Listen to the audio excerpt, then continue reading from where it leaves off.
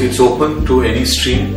Any graduate is absolutely open to get into HR. So HR doesn't really look at that qualification very deeply. I mean, it's open to any kind of qualification. Yeah.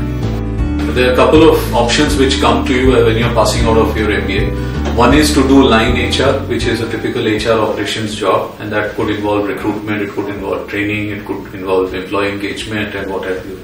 The other could be the consulting HR. So if I'm good at data crunching, doing presentations, I'm very good at communication, analyzing, think consulting.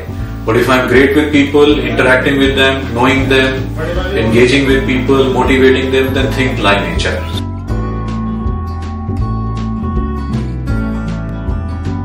It involves understanding the business goals right at the start, understanding what the company is planning to do, what are their business goals. So once you arrive at the manpower plan, then you get into acquiring that talent. So that's where talent acquisition comes in. Once the talent is acquired, you onboard them. So onboarding programs are very, very crucial these days in organizations as to how do you ensure that the person who enters in the company is really impressed by the organization and its culture. Then during the journey of the employee in the organization, there is training which is happening in their life, which HR facilitates. There's performance being managed, which is a performance management system which HR again facilitates. There's a lot of communication platforms which HR facilitates, because that's a critical piece in the whole thing.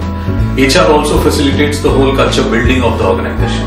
So right from looking at how the vision is there, how the mission is there of the organization, look at the values of the organization. And of course, apart from all this are the normal HR operations like day-to-day grievance handling, salaries, issues, you have statutory compliances.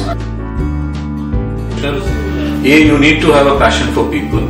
So if you have a passion for people, number two comes, do you have that empathy to really understand the other person? The other third thing I would say is to have a good influencing ability, because you interact with a lot of people. Fourth thing is of course, do you keep yourself updated with what is happening in the market, in the industry, in the business? So when I do people story, am I looking at the profit story also? So that's a fine balance that needs to be made.